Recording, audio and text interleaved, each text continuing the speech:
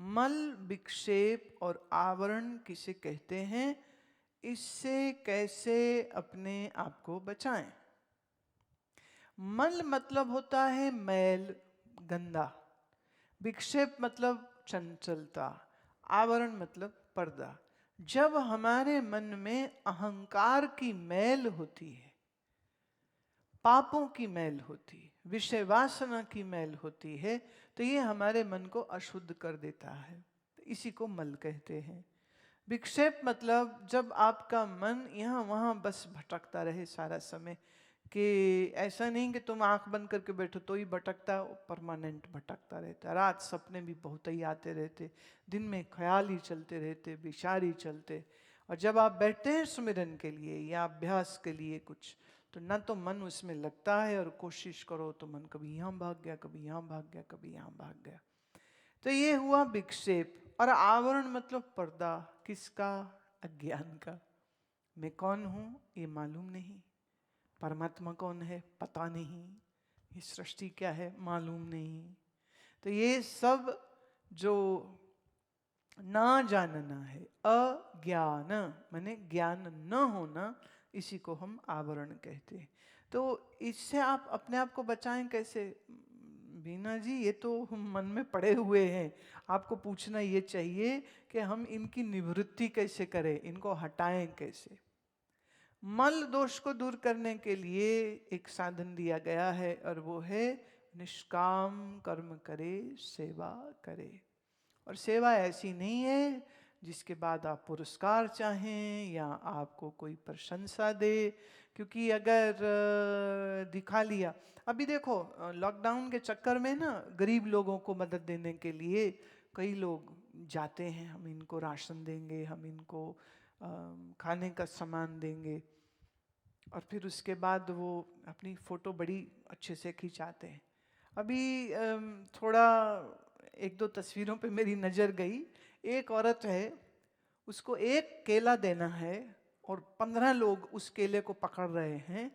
माने उनके सबके हाथ और शक्लें दिख रही हैं, और वो जो एक औरत बेचारी खड़ी है ना, वो तो उसमें भी डर रही है कि ये केला देंगे भी या ये 15 के 15 खुद ही खा जाएंगे, या कि सिर्फ फोटो खिंचाएंगे और भाग जाएंगे। मेरी प्रार्थना है प्यारे, ये तो बिल्कुल गधा घेड़ी वाला काम हो गया। आप जैसे अपने बच्चे को कुछ खिलाते हैं या देते हैं, तो क्या उसकी फोटो खींच के फेसबुक में डालते हैं कि देखो आज मैंने मेरे लड़के को खिचड़ी खिलाई, आज मैंने मेरे लड़के को दाल खिलाई। जब आपका बच्चा या आपका है, तो ऐसे ही संसार का हर जीव हमारा अपना है, परिवार का सदस्य है। तो उसको देने के लिए इतनी तमाशा लोग करते हैं। दाल दे रहे हैं तो दाल उसके बर्तन में गई या नहीं गई, उसको इसकी चिंता नहीं है। उसको इसकी चिंता है कि उसके फोटो ठीक ठीक से खींचा है या नहीं खींचा है। और वो मीडिया में देना चाहते हैं, वो अखबार में देना चाहते। हमने 2000 आदमी को खाना दिया, इसे हम सेवा नहीं कह सकते। ये तो अपना अहंकार की सेवा कर रहे हैं। सेवा उसको कहेंगे कि आप चुपचाप वो काम कर दें जो करना चाहिए, लेकिन किसी को भनक ना हो। हाँ, मित्रों को साथ लाना है और लोगों को इस काम में साथ जोड़ना है, तो आप मैसेज भेजिए कि भाई ये काम हमने करना है, लेट्स डू इट। और मिल करके इस समय पर आपके आसपास, आपके जो घर में काम करती हैं महिलाएं, आपके ड्राइवर हैं, कोई माली हैं, या कोई जो आपके यहाँ सेवा बर्तन मांजने की देते हैं, भाई फोन है ना, फोन उठाओ, उनसे पूछो। ये तो तुम पूछते हो कि आई नहीं काम करने, अब ये पूछो खाना खाया है या नहीं। अब ये पूछो क्या हम तुम्हारे को कुछ भेज सकते हैं। ये आपको प्रश्न अब उनको पूछना चाहिए। और माफ करिए, अगर इस समय पर आप अपने वर्करों का ख्याल नहीं रख रहे हैं, अगर आप अपने नौकरों का ख्याल नहीं रख रहे हैं, तो अपने आप को धार्मिक व्यक्ति कभी ना कहिए। याद रहे, जो अपने ऊपर आश्रित किसी व्यक्ति की मदद नहीं कर सकता है, उसे यह अपेक्षा नहीं करनी चाहिए कि ईश्वर उसकी मदद करे। अगर आपके पास धन है, आप सक्षम हैं, तो इस धन का सदुपयोग करने का शायद इससे बढ़िया और कोई वक्त नहीं। घरों में बैठे हो, कोई मॉल, कोई शॉपिंग, और अमेज़ॉन में भी कोई शॉपिंग नहीं हो रही, फालतू की किसी चीज़ की कोई शॉपिंग नहीं, ओनली एसेंशियल्स। अब बताइए, आपके वो जमा किए हुए वो जो अलमारियों में रखे हुए पैसे किस काम आ रहे हैं आपके? वो आपका बनाया हुआ जेवर अब किस काम आ रहा है? वो आपके बनाए हुए ढेरों कपड़े किस काम आ रहे हैं? पड़े हैं बस। और मेरी बात हो रही थी कि कैसे जिनके निकटवर्ती या परिवार के या मित्रों के या कॉलीग्स के व्यक्ति जिनकी कोरोना से मृत्यु हुई है अनएक्सपेक्टेड, सो मल रहित और विक्षेप रहित मन को करने में बड़ी मेहनत लगती है, इतना आसानी से नहीं होता है। और मन का विक्षेप दूर करने के लिए उपासना करने को कहा जाता है। गुरु पर करें, भगवान पर करें। तुम्हारा मन गुरु से, तुम्हारा मन तुम्हारे इष्ट के साथ एकदम एकीकार हो जाए कि तुम्हारे मन में उसके अलावा और कोई रहे ही नहीं, मन में और कोई ख्याल न रहे, मन में और कोई दौड़ न रहे।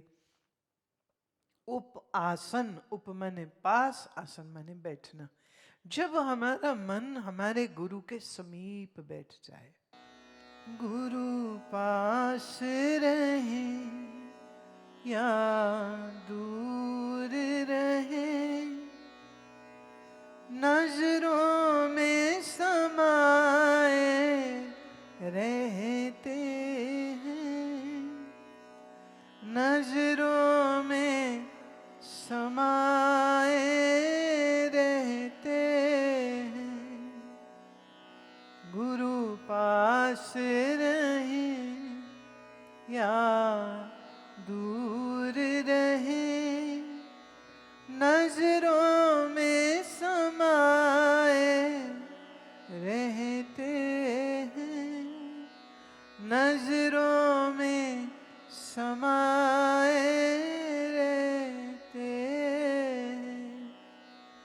उनकी वाणी रस पान करो, उनकी वाणी रस पान करो, बस कृपा इसी को कहते हैं, बस कृपा इसी को कहते हैं। गुरु पास रहे या दूर रहे, नजरों में समाए रहते हैं, नजरों में समाए रहते हैं।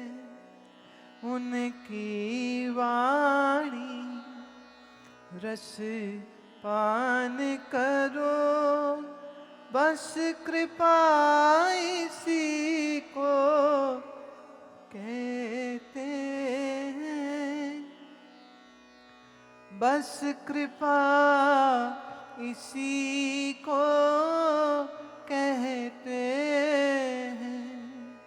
गुरु पास रहे या दूर रहे, नजरों में समाए रहते हैं, नजरों में समाए रहते हैं। ये है उपासना। गुरु मन में बसे हैं, प्रभु मन में बसे हैं, ईश्वर मन में बसे हैं। और आवरण जो है सो तो गुरु के समीप जाने पर तभी दूर होता है, और ज्ञान श्रवण करने पर ये दूर होता है।